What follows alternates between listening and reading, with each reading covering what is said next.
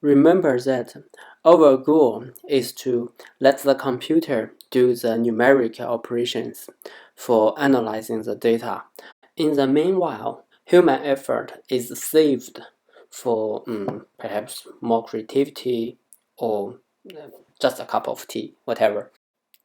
Toward this goal, any principle or good idea on data analysis or statistical learning must be transformed into some kind of computer program. As a matter of fact, the statistical background or the foundation or the theoretical foundation of many of the techniques and algorithms we will introduce in this course were developed more than half a century ago. But this branch of study, namely empirical data analytics, didn't compete favorably with more classical statistical methods such as estimating the parameters for some preset distributions or estimate an interval of a variable with some confidence. The reason for that situation is probably because classical statistics often deal with analytically explicit distributions with limited number of parameters. One can often find some explicit derivation of how to compute those parameters from the data and limiting the computational demand and suits the computational capacity of the time. The statistics based on empirical estimation from data really took off with the development of high-speed computers. In fact, at the time being, we are still witnessing the trend that more powerful computers and richer volume of data frees people's capability of utilize more complex data models and to perform more sophisticated pattern recognition data analytics tasks. At the theoretical level, all programming tools are equal to each other, so it effectively doesn't matter whatever tools you choose to implement your idea or your algorithm of data analytics. However, in practice, it is often the case that some tools are more suitable for some kind of task than the others. And for a beginner, it is obvious that the learning curves of the tools are very important, which are quite different from one tool to another. Here are some popular choices of programming tools. First is C and C++, which is very classical tools for produce very efficient programs. An advantage of C and C++ is that they are almost available everywhere, and they produce the programs that is native to the computer hardware and software environment. Those softwares are often extremely efficient, so if one has some verified algorithms or data model to put into mass production, C and C++ should be the choice. One important disadvantage is that the C family languages are not designed for data analytics or any statistical programming.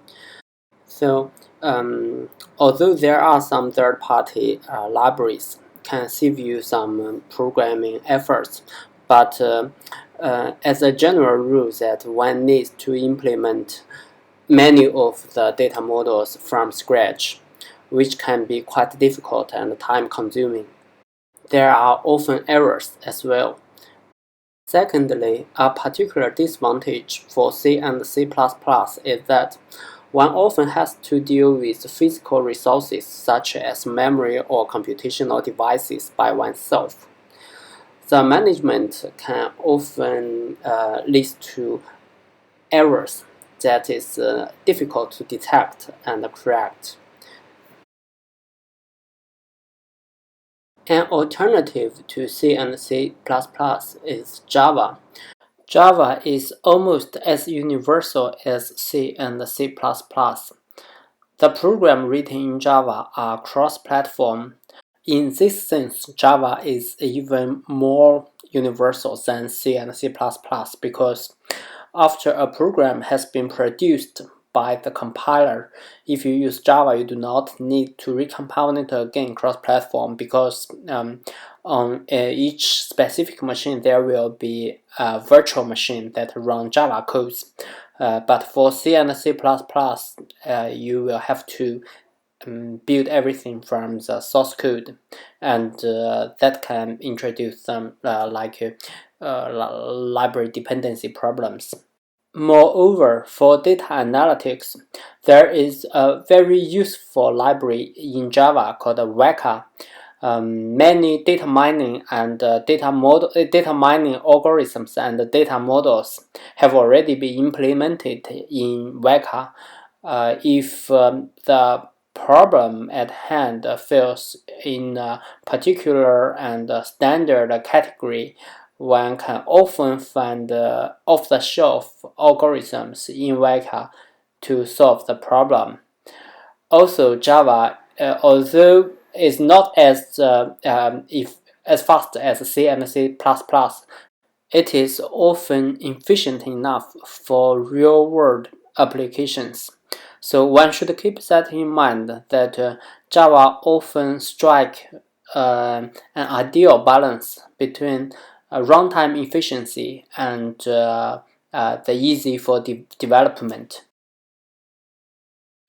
Next is the statistical software family called SAS, SPSS, and their free of charge brother R.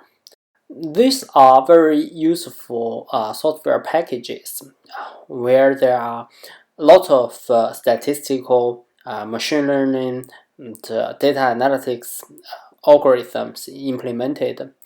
And especially for R, because it is free of charge, there is a very active and healthy community around the development of R. And more often than not, when new algorithms appear in the research community, there will be a corresponding R packages implemented by some community member, and will be soon be available for all the users, which is really helpful. There are many very good statistical learning courses and textbooks use R as a development tool for demonstrations. I think R is a really good tool for statistical learning and data analytics, and I really recommend that you learn some R, because if you have some idea about a data model, and you may find that your idea belongs to some statistical model families which happen to be implemented in R. In this case, using R as the prototype language will save you a lot of time.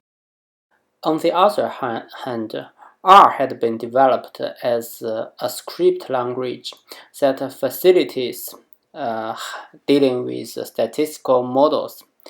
So if you use R for your production code, and your model is not one of the off-the-shelf models, you may find the learning curve of R and SAS or SPSS are not as smooth as they appear to be at the first place, especially if you, like myself, happen to be a person who is mostly comfortable with the classical way of do computer programming, namely the procedural programming, instructing the computers following a list of operational steps. MATLAB has similar advantages and disadvantages as R. The difference is that using MATLAB, you actually do procedural programming, which means MATLAB is more natural to use, perhaps. But MATLAB is not for free. And if your algorithm is not one among those has been implemented in one of those two boxes. By the way, I remind you that the license for the MATLAB language is not the same as the license for the two boxes. You have to pay for each two box you may need to use. Okay, if none of the two boxes fits your idea, you may need to implement your algorithm or data model yourself. As a script language, MATLAB has the same efficiency problems as R. But in my view, I think the most important problem of those script languages is not actually in their efficiency, which you can always improve by gluing the script with some C++ or C implementation for your core algorithm or whatever procedure that has been heavily used. The real problem is that those script languages are not designed to be scaled up to real-life software projects. You can do programming in maybe 1,000, a few thousand lines of code using the script without encountering any difficulty. But for anything larger, you may find to organize the project is not an easy task. Especially, it is very probable that some level of abstraction can be very helpful. For example, we may we may sketch the basic logic of the task at hand, but from that logical backbone, we will find that it is necessary or at least helpful to be allowed try different solutions for different parts of the basic scheme.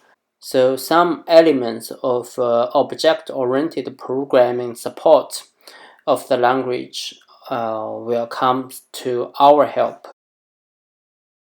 So after a comparative overview of the programming languages that are popularly used in data analytics, but we have not chosen for this course, we almost inevitably arrived to our choice, that is Python, with a very convenient machine learning data analytics package called scikit-learn. A beautiful thing of the Python plus scikit-learn is some very kind people have put everything, including dependent shared libraries, data visualization tools, numerical subroutines, even including web server that allow you to explore those data models in a browser together in a distribution and distributed in different platforms, which is really convenient. Also importantly, Python is a full-fledged object-oriented programming language. Python allows you, encourages you, or even forces you to write programs following software engineering principles. Also, like R and MATLAB, if the efficiency is an issue, Python can be easily combined with languages such as C. As a summary, You have multiple choices to implement the data models you will learn or you will design into computer programs. You should choose the appropriate one according to the application context. The tool we choose in this course for tutorial is Python with the scikit-learn package. If you have no idea about Python, do not worry. We will walk you through in the lab tutorials. Welcome to the world of data analysis and machine learning. It is more exciting than it or I sound in this introduction.